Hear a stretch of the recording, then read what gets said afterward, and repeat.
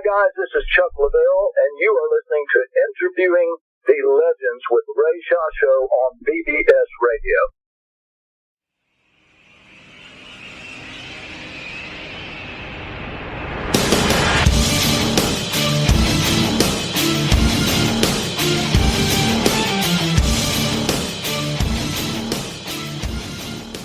Hello, and welcome to another edition of Interviewing the Legends, brought to you by the Publicity Works Agency, devoted to promoting musicians and authors worldwide. Call us today at 941-877-1552 to start your free publicity evaluation. Remember, we shine only when we make you shine. Please welcome the host of Interviewing the Legends, music journalist, author, and entrepreneur, Ray Shasho.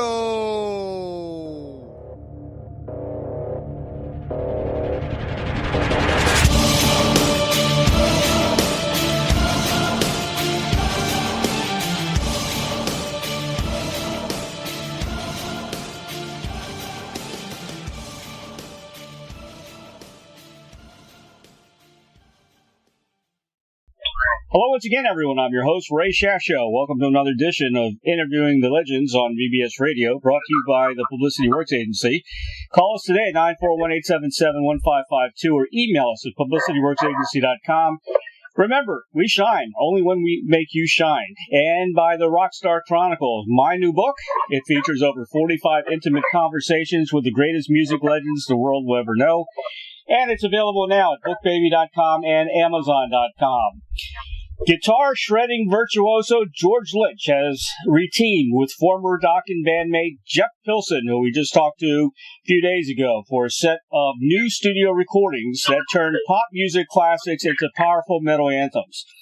The two have previously made metal magic together as a duo on the 2003 album Wicked Underground, which was recently reissued on vinyl, as well as other projects such as TNN and the End Machine.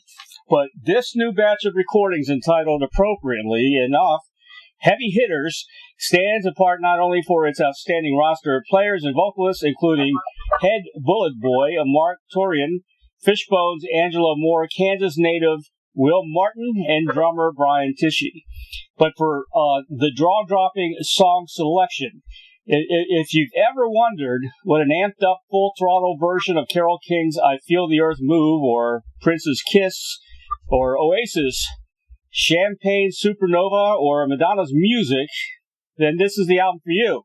As a special treat, the band has released the first single from the album, a powerful rendition of Duran's Ordinary World, which is also my favorite, featuring Martin on vocals, offering just a small taste of what's in store. When George Lynch joined Dokken in the early 1980s, success came very quickly. As history proves, much of the band's album sales and credibility is the result of George Lynch's guitar abilities and songwriting. With Dokken, Lynch recorded 5 albums from 1983 to 1988, all of which did remarkably well in the U.S., Europe, and Asia.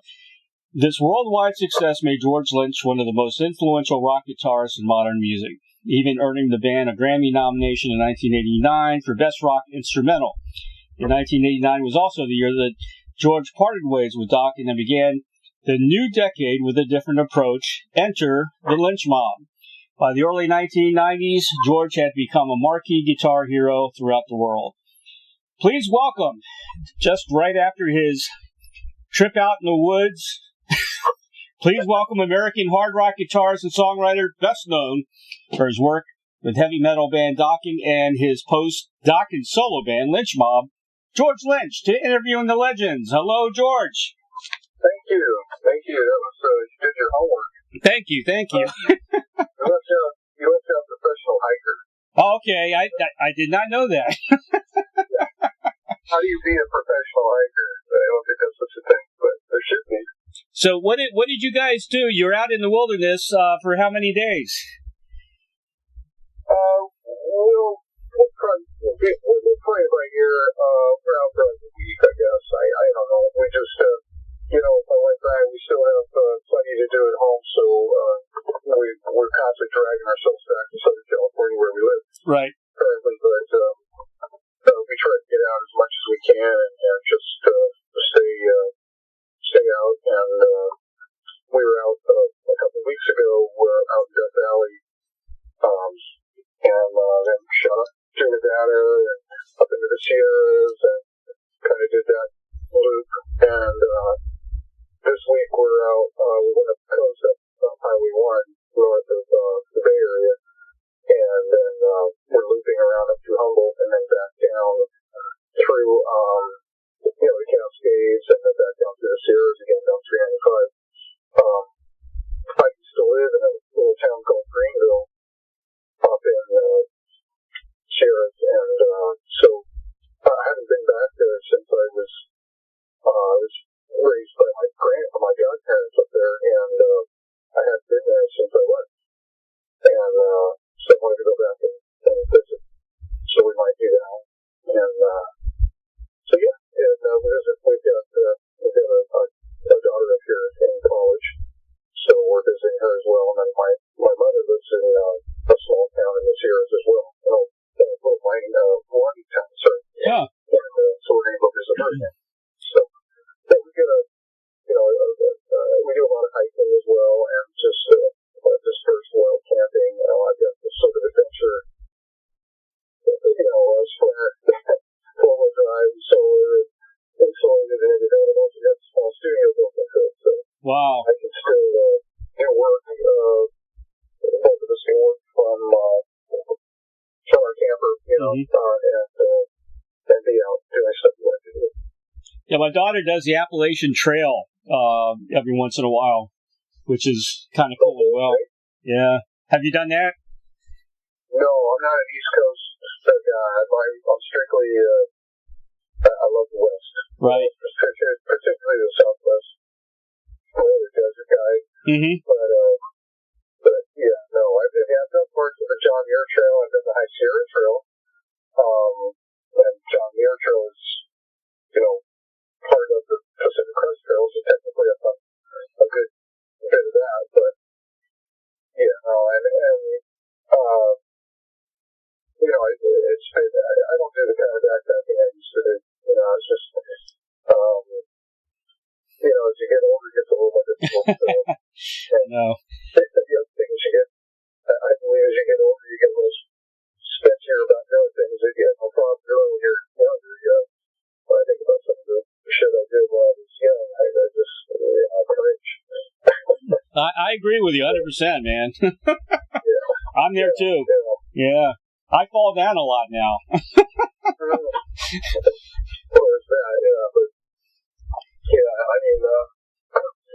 there's no regrets, right? And I'm glad we did the things we did when we were younger. Exactly. But Yeah. now, so I feel like I've dodged so many bullets that I want to be careful, make sure I don't have to dodge too many bullets. Exactly right. Make my way through. Yeah. But it is we're dealing with, so, but we like to be out, and it's just challenging right now, with COVID and winter closures and so forth. Yeah. And California is tough too because in a state with 40 million people, it's really tough to find, to get off the beaten path. It really is.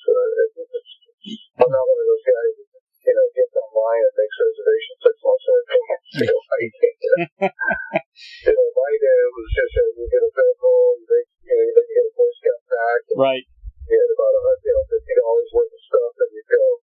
Now you got to spend $10,000 on gear. Exactly. And then do have all these multiple permits and plan and GPS and whatever. I don't know. Were you a Boy Scout? I was actually, yes. Oh. I was a Boy Scout. And my grandfather was he was one of the founders of the Explorer Scouts. Really? Well, I was, Harry Bavea. So I was indoctrinated or introduced into that culture very, very young. So I had all my badges, and learned how to play all my knots, and did all jamborees and camborees and stuff like that. Yeah, my nephew's a what's the highest honor? I forgot the Explorer, I believe. Yeah, well, he was in the Explorers. My sister-in-law was very much into the Explorers. What is the top scout guy called? There's I forgot what you call it. The Grand Dragon. Or something like that. I don't know, but he won he won one. Oh. No, he's not that. I want to make myself clear. But he had one of the top honors. I used to get confused all the time as Nam and Nambla. Yeah, oh yeah, that's right. Yeah. I mean, very careful about that. Exactly right. You don't want to go to the Nambla convention accidentally. Unless you want to. That's funny. That's funny. Yeah, I think a lot of people that do camp were Boy Scouts, I think, at one time. That's where it all starts, you know? Yeah. I mean, it was a great time. I mean, I learned a lot, learned discipline, learned skills. Right. But, you know, in retrospect, I have to say that the organization, for all the good things you can say about it, it is sort of a pre-military prep thing. Right. It really is. It's organized like a military organization, and I think it's sort of indoctrinating you into that mindset. You know, young people into that mindset. I don't know how I feel about that. You know, I think feelings about it. Right. Well, the good thing is they're outside, they're outdoors. They teach them how to do all those skills. You know, that's a good thing. But I'll tell you what, when I did move away, I got some trouble when I was young. And I was forced to move, as I mentioned earlier, with my grandparents in a very remote place with a lot of out hunted and fish, and raised animals, and we really lived that way. It was wonderful, and I liked that. But my guitar was taken away from me. Really? And I was getting quite good. You know, I was really close to the point at 15 where I really had developed style, and it was very exciting, and I was kind of making some noise in my little neighborhood, and started to play, in bands and stuff, and doing some damage, and it was really, really, really cool, and I was sent up there to live with them, and I shaved my head, took my guitar away for a year, and it changed my playing forever, so it was like one of my biggest regrets, or, it was kind of sad, because I kind of looked back, when I was finally released from there and got back, got the guitar back in my hands, I had to learn all over again, and I learned again, of course, but I built a completely different style. And so I felt that it was really a lost opportunity, had I been able to continue on with what I had. Right. My momentum that I had going at the time, because I really had to stop, relearn, and I turned into a different guitar player. Mm-hmm. I don't know if it was better or worse, but I think it was worse. I just remembered he was an Eagle Scout. That's what I was trying to remember.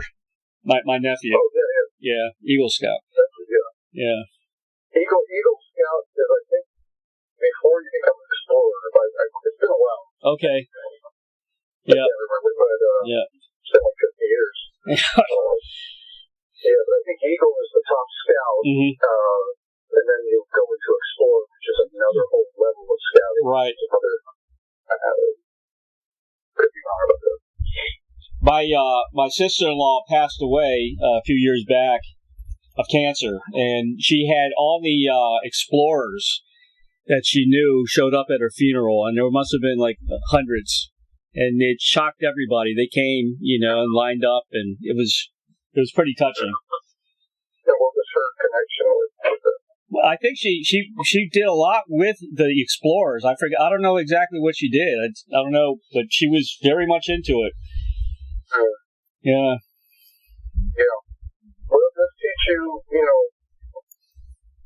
to build character. And I think that, is an overriding, really important thing. No matter being a musician, or especially if you're a musician, or persons dealing with the business of being a musician, it's important to develop good character and also to try to work with people that have it, which is, at least in my era, was challenging to find.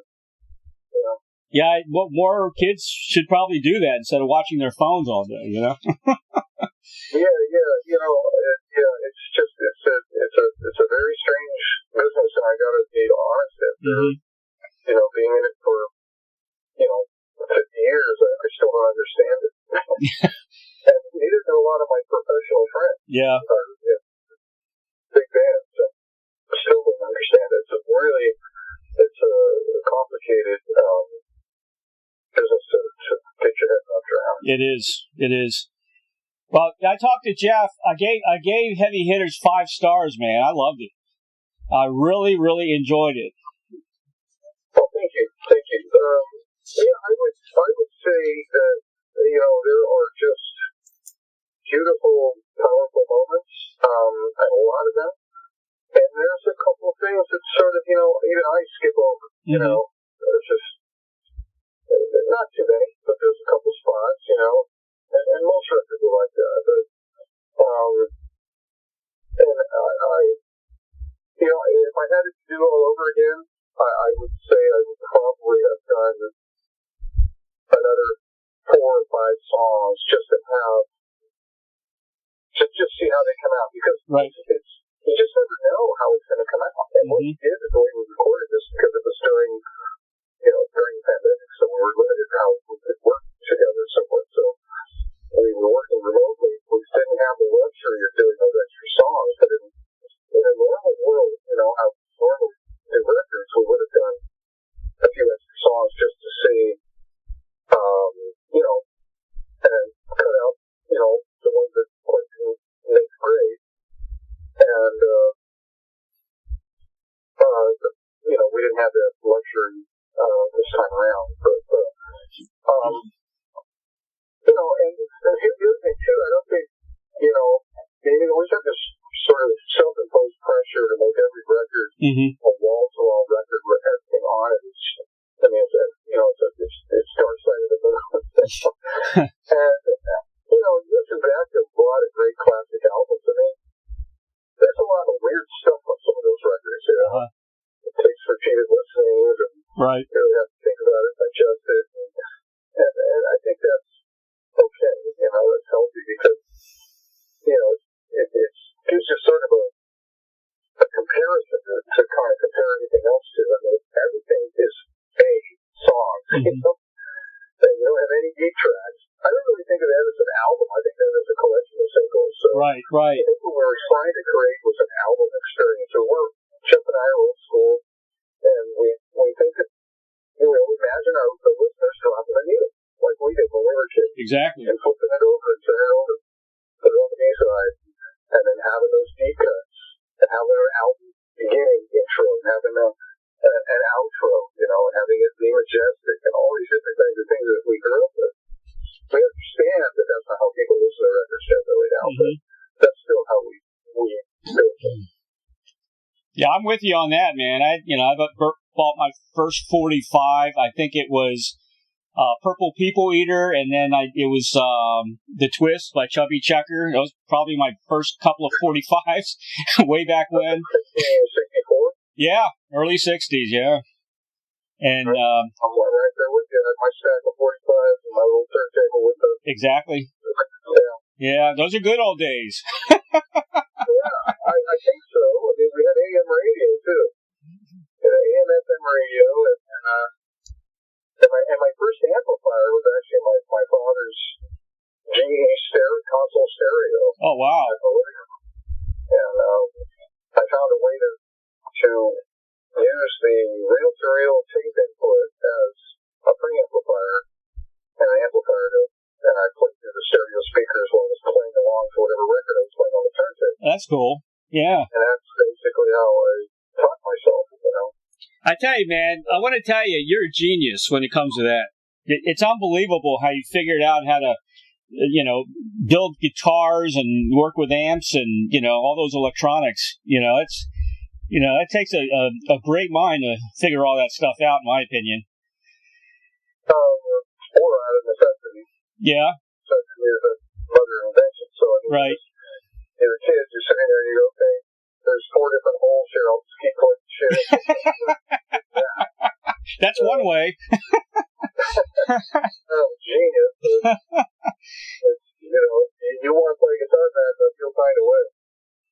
I took electronics because I went to broadcasting school. It was owned by CBS, and I had to get my first, second, and third class FCC license. So on paper, I was smart, but to actually do things, I had no clue.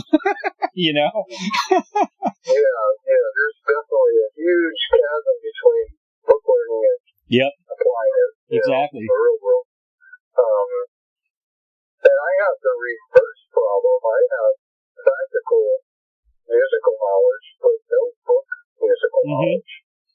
Yeah, I don't know theory. I can't read a chart. I don't understand modes and scales really. I don't know, big people chords. Yeah, but all the great legends never did. The Beatles and Hendrix, nobody learned, music that way. They never read music. I don't know this. Is that true? Yeah, the Beatles, they couldn't read music either.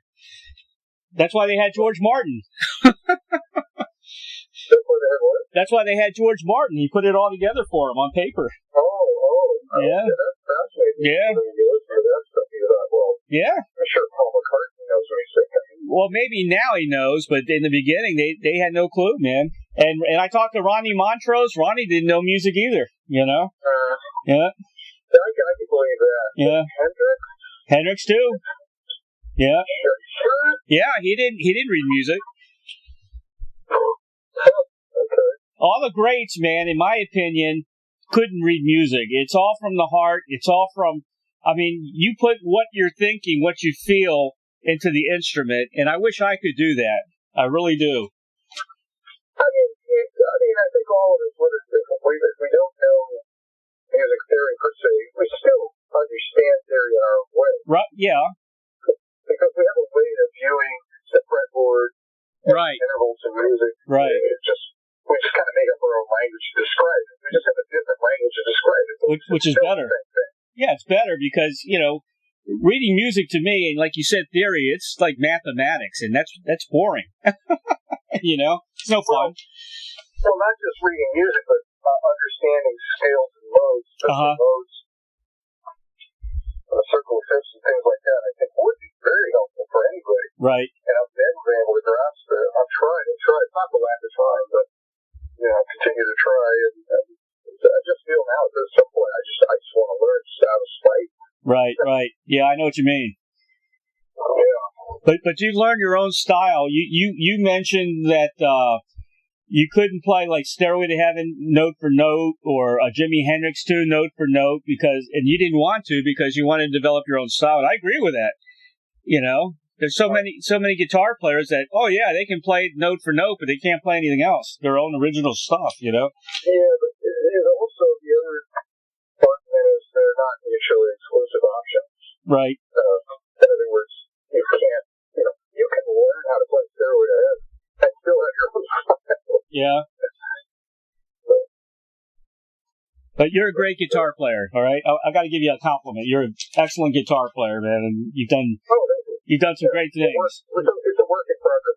Yeah.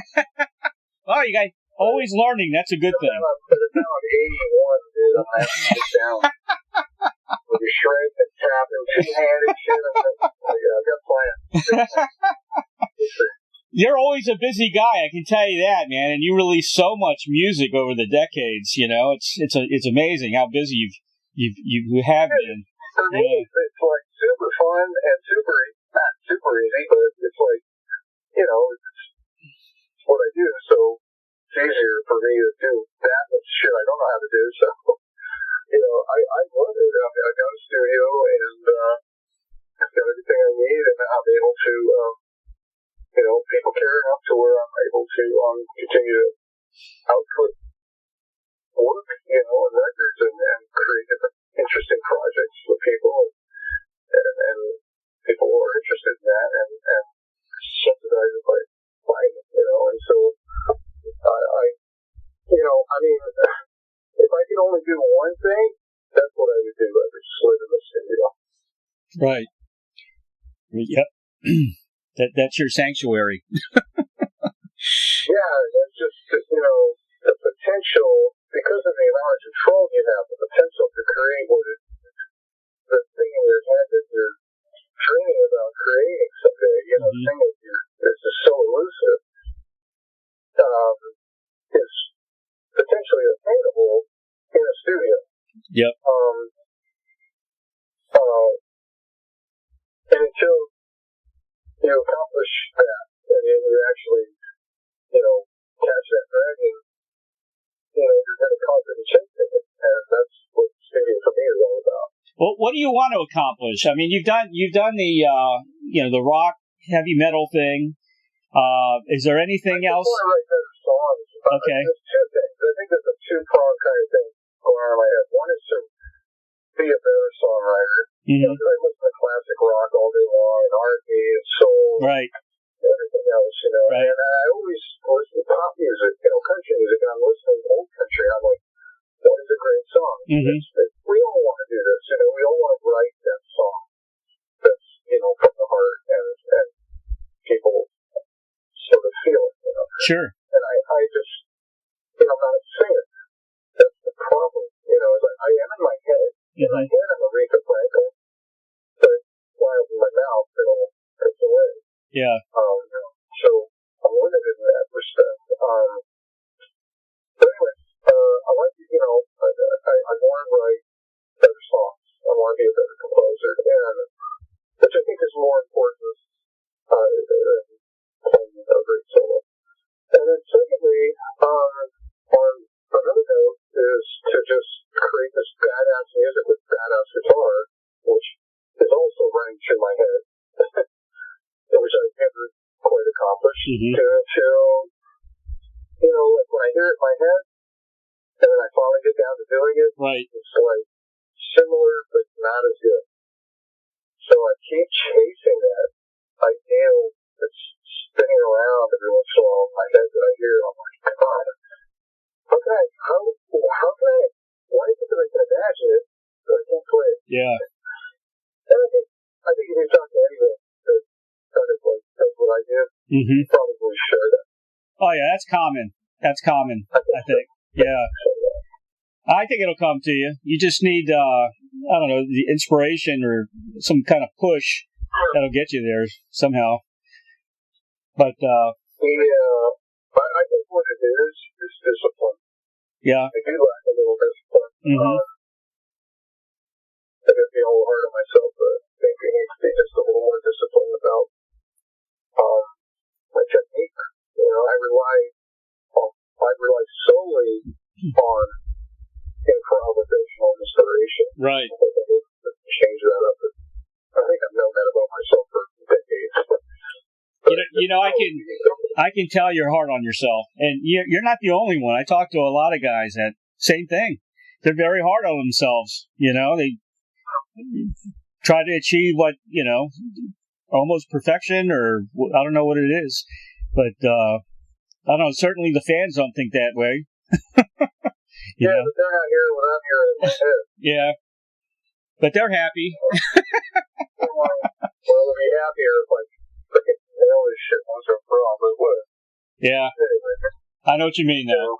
I know what you mean. We're not all Hendrix, we're not all Jimmy Page. I mean, some of us are just terrestrial, human beings that doing the best we can. But, well, I think even Hendrix was hard on himself, man. Oh, yeah. Definitely. Very humble, very modest. Yeah. I love that guy. I love that guy. Yeah. And he, It wasn't false modesty either. I mean, he had a certain sense that he knew he was a badass. Right. He knew that. Right. And when he got on stage with Clapton, he knew he was going to blow Clapton's doors off. Yep.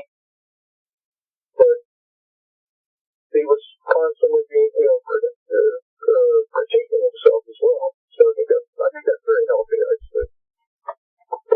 He would have done so many great things at Electric Ladyland. It's a shame, He just got that open up. I wonder where he'd be right now. Yeah. I talked to, a lot of people say he might have been in the Fusion, that kind of thing. Like, hard to say, right? Yeah, it is hard to say. Hendrix at 82. Yeah. Right there to Apple, Yeah. Probably not playing as like a lot of legacy guys probably playing through modern gear, probably playing through a pod or or whatever, virtual amps that they have now. He would have been playing maybe with John McLaughlin and maybe Carlos Santana. Who knows? I don't know. You want to try something different, just because I heard that before he died, his aspiration is what he was trying to do is put together a big band. Mm-hmm. Like a 9-piece band with kind of change it up a little bit, it's so different. Yeah. He could have definitely done that. A couple of tracks. I want to talk about just a couple of tracks on the album real quick. You did a great job with the Joan Osborne song. That was incredible. Also, one of my favorites, Chaka Khan. I mean, You Got the Love. You did an incredible version of that. And again, they're your takes of all their songs. You didn't just play the song, you know what I mean, which is incredible. Carole King, I Feel the Earth, completely different, incredible cover. Ordinary Role, which is one of my favorite songs. I always love that song, and I'm glad somebody finally nailed it, love that. And another great song, Kiss, which I thought was better than the Prince and Tom Jones version. They almost sounded like a little bit of T-Rex in a way, on that track. You mentioned that earlier. Did we do that song? Yeah, the Prince song. Are you sure? Sure, Kiss, the original song by Prince. Well, what's the Madonna song we did? You did, let's see, Madonna was Music. Oh, okay. So Yep. we did Kiss. Okay, all right. You got so many things going on. And one track that really fit your repertoire was the REM song. It's the End of the World as We Know It. That song was kind of like it was made for you guys to play. It was great. Well, we just thought it was topical, Yeah. The times are going through. It's a great album, man. I really enjoy it. It's one of those albums, you want to just get in your car, take off, and just listen to the music, Okay. And, thank you. And, yeah, Jeff and I just we live very close to each other, and we Right. try to work together as much as possible. So when we get an excuse to, do a project, I just look at everything we do as an extension of our writing days in Dokken, because him and I were kind of the main writing team for most of the songs. Right. And that's it, Don, and Nick didn't have input, but we were doing 80% of the music. So,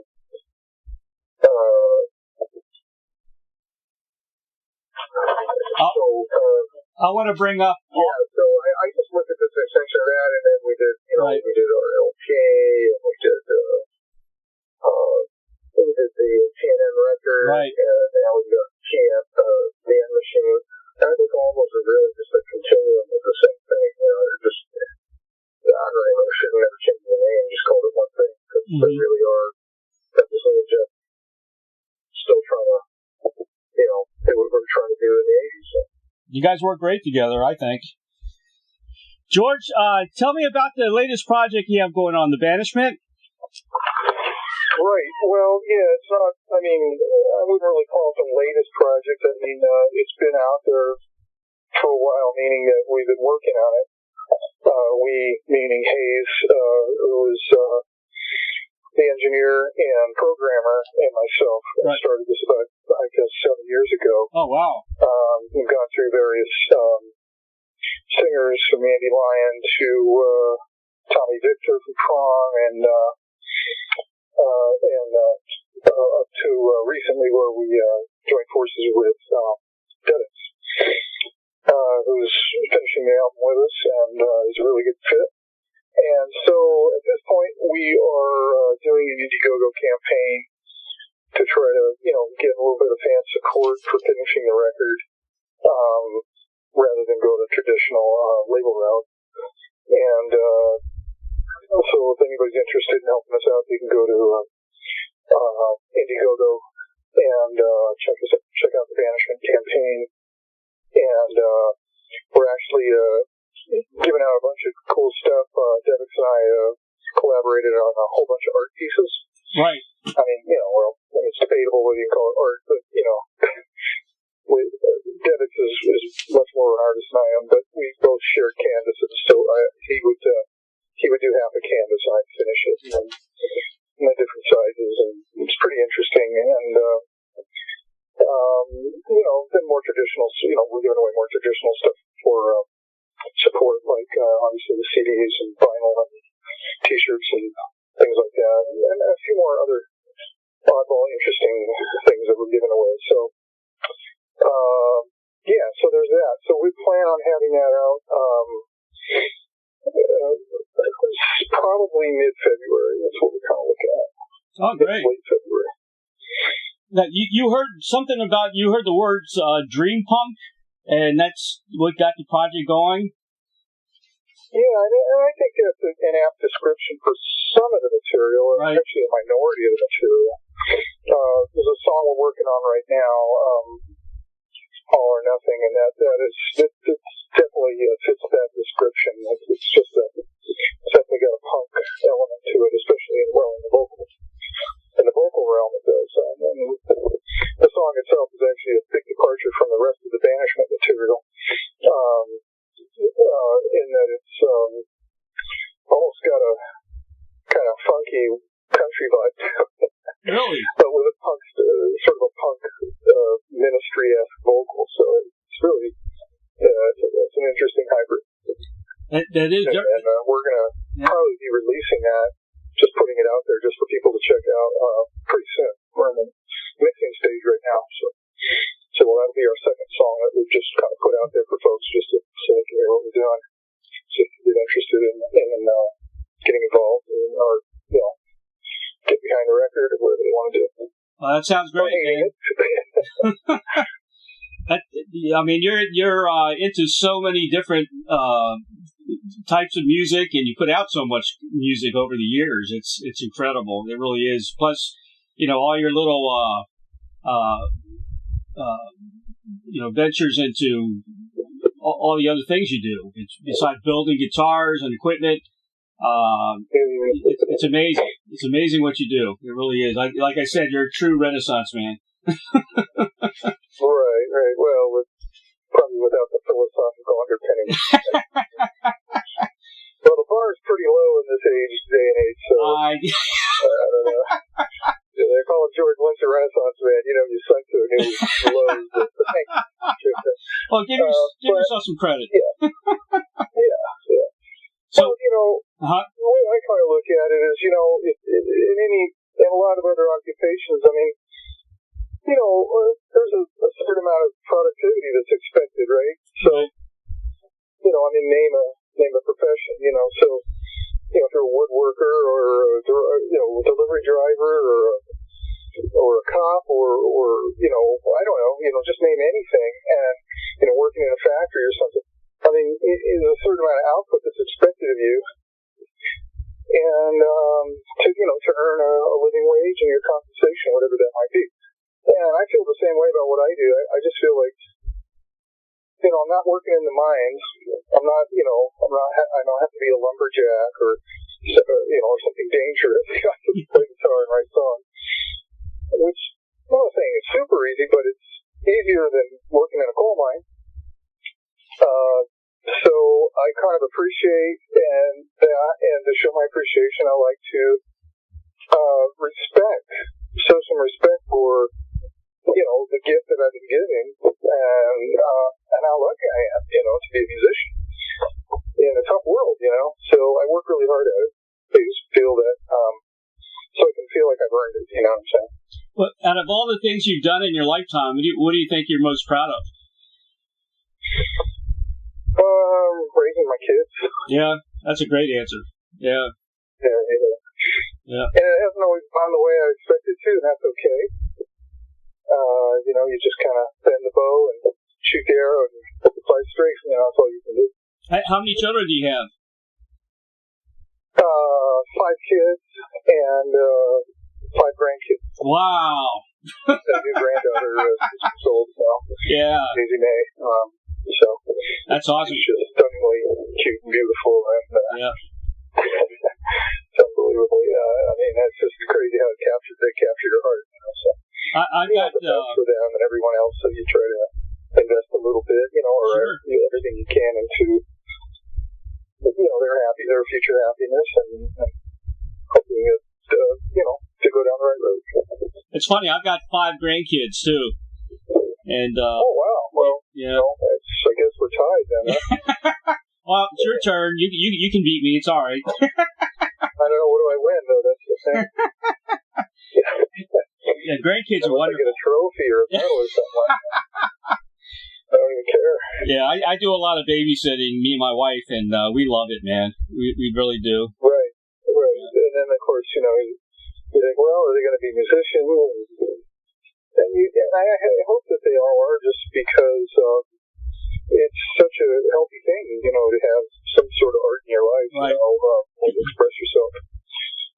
It's even, I was talking to my wife about this. She has a yoga studio, and she's constantly asking me to be involved in meditation, and I would try to, scores of times over, the decades, but I've never really been able to, I think, do it properly, or whatever that means. Yeah. But then I just realized that when I play music, it's what I'm doing. Sure. When you're in the quote zone, right? Exactly. That we get in. Yeah. So, just for that alone, it's a good thing for kids to have be a part of their life, just for their own betterment and peace of mind and balance, and so I think when you ask what's the thing I'm most proud of as far as an accomplishment, I would say that it's just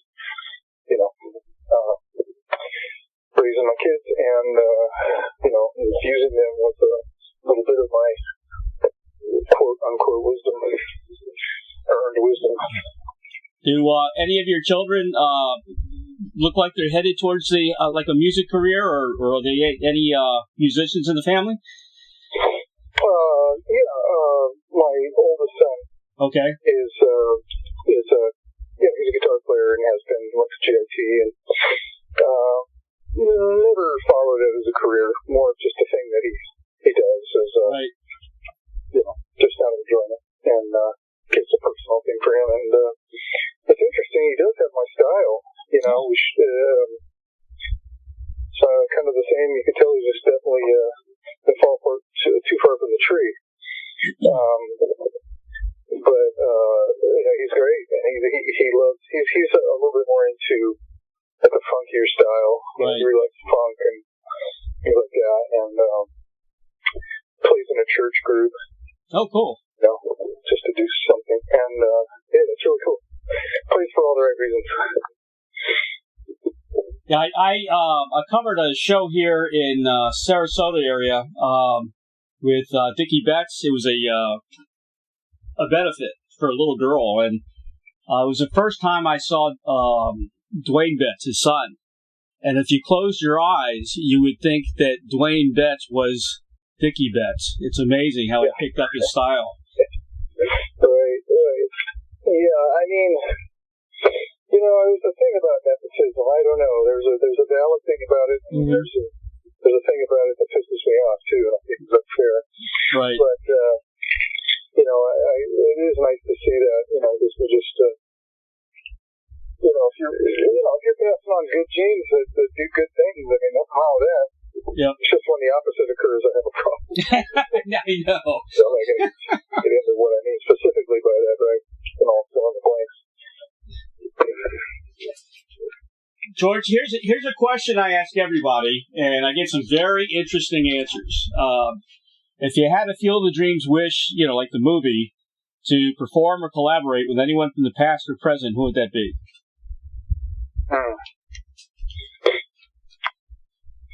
Well, I mean, if your fantasy had no bounds. No bounds. And it wasn't even like it was just, of course, it's never going to happen, but, dude, I'd say,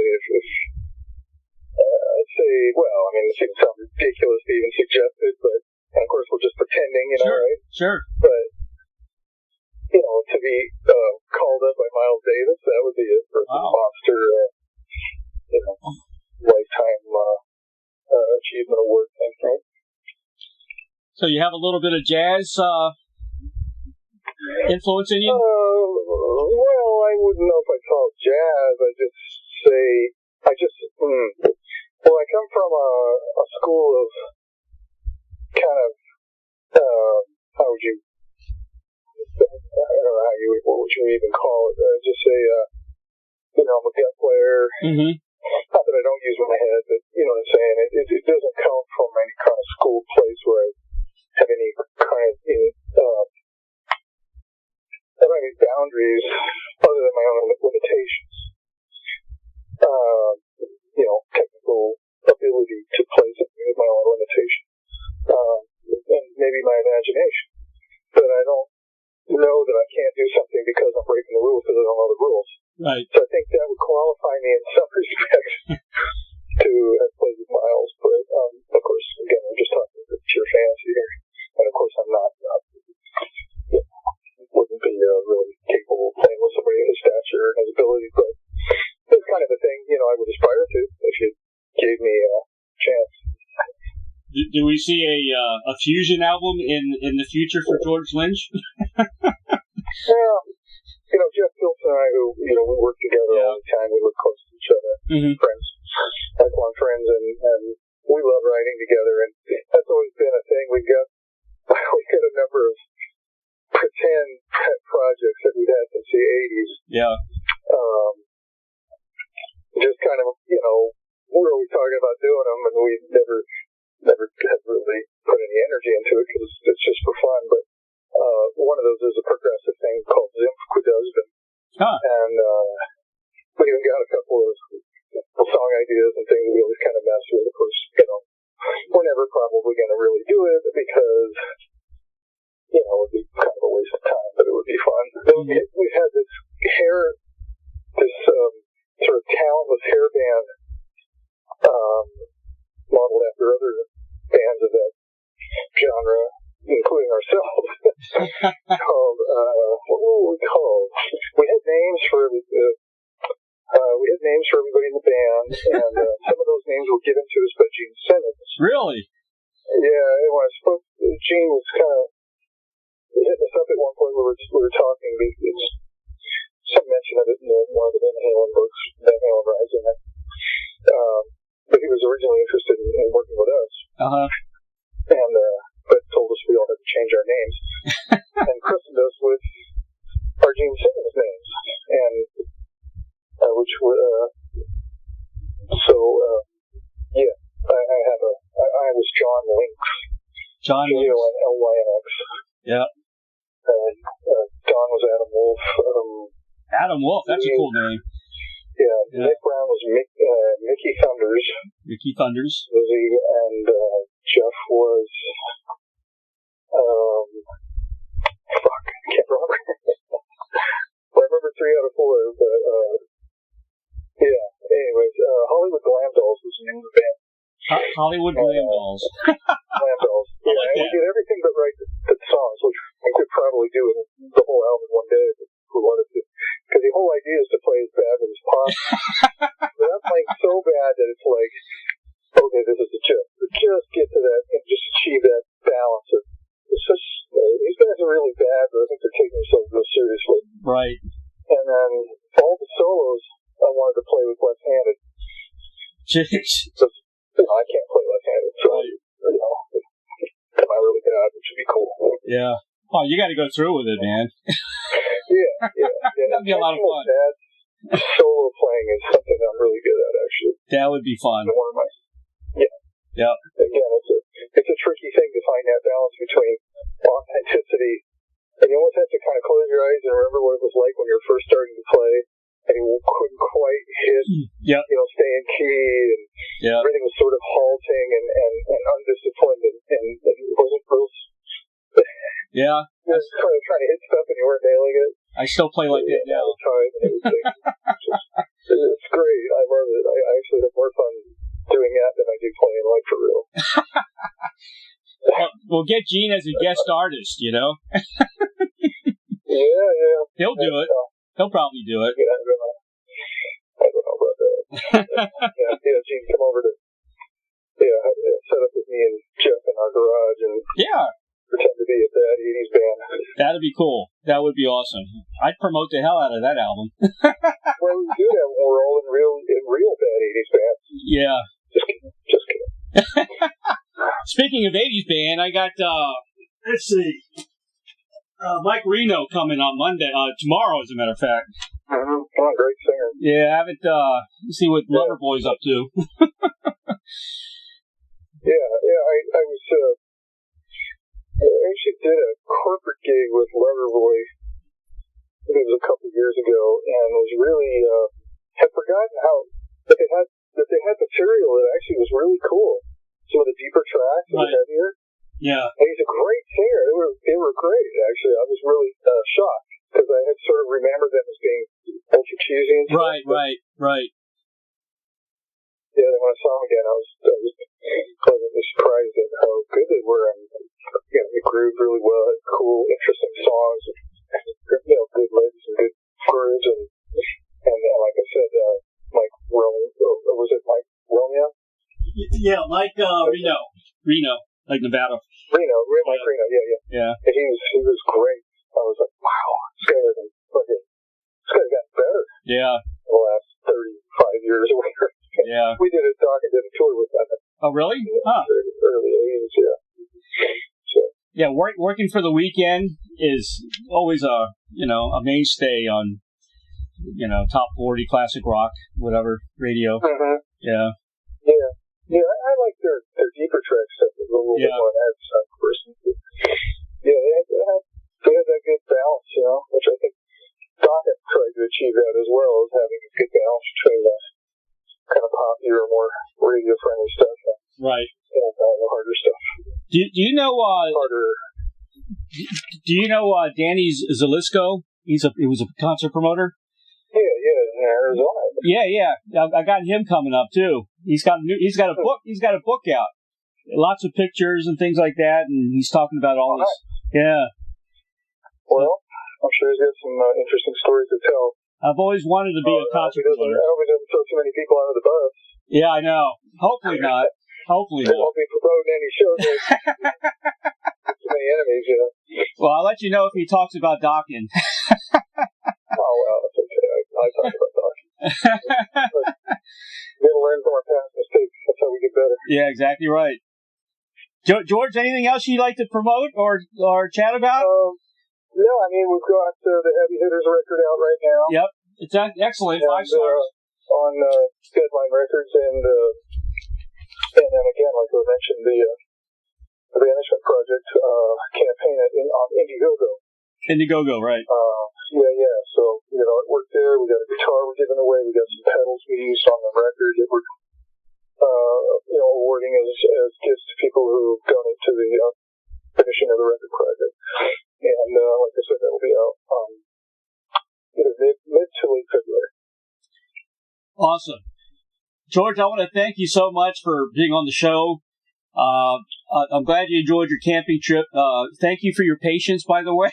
Yeah, that was a little tough. I mean, we're hooking up there, and I was, we'd be at 9,000 feet up somewhere in the high Sierras, the campfire, the sun going down, in the middle of nowhere. Fortunately, I've got this cellular device that pulls in cell signal for me. Right. Because I need that to work wherever I'm at. And it works sometimes, but it's, it is very iffy still, so makes it difficult. But thanks for being patient with me. Oh, yeah. I'm glad you had a good time. When you get a chance, just send me a picture like you tried to the other day on my... Yeah, I did. I resent that to you. Oh, did you send it? Okay. I'll check my phone. Yeah. If not, I'll resend it. Okay, George. Thank you, man. I really appreciate it. You're a great musician, and we're looking forward to some wonderful things in the future, and we hope you get back on the road again soon. Well, we're all waiting and hoping to as well. All right. Well, thank you very much. Thank you, George.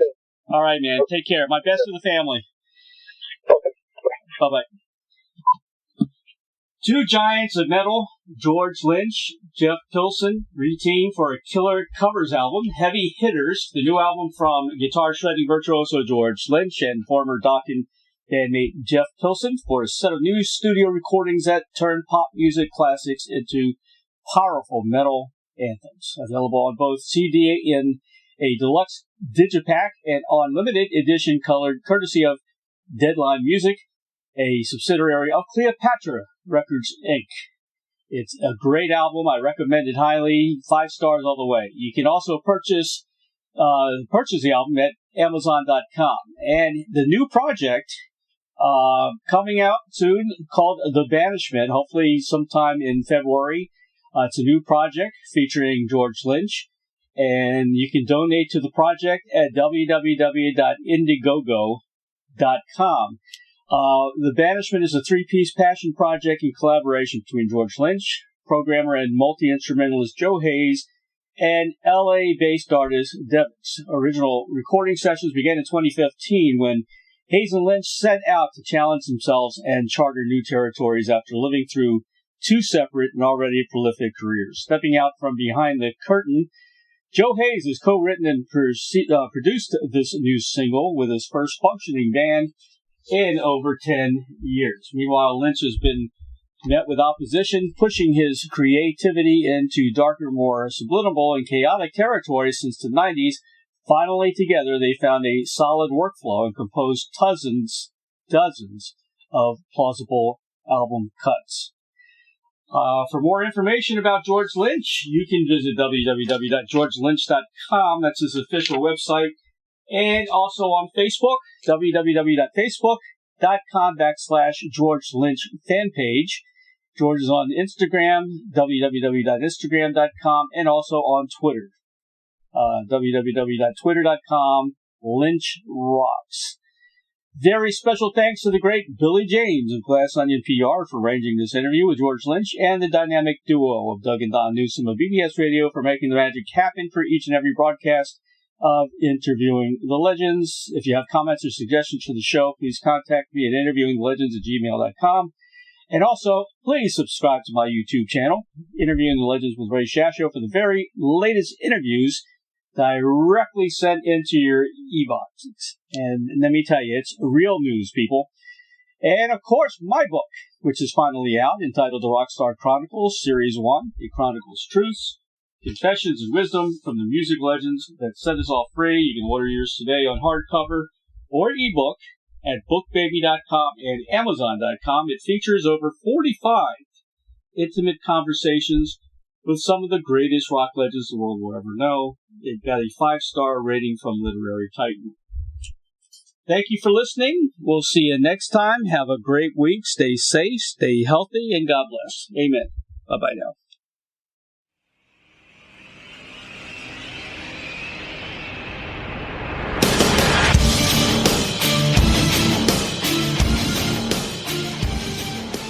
Thank you, everybody, for listening to Interviewing the Legends, brought to you by the Publicity Works Agency. Call 941-877-1552 or visit us at publicityworksagency.com, specializing in author and music artist publicity plans. We shine when we make you shine.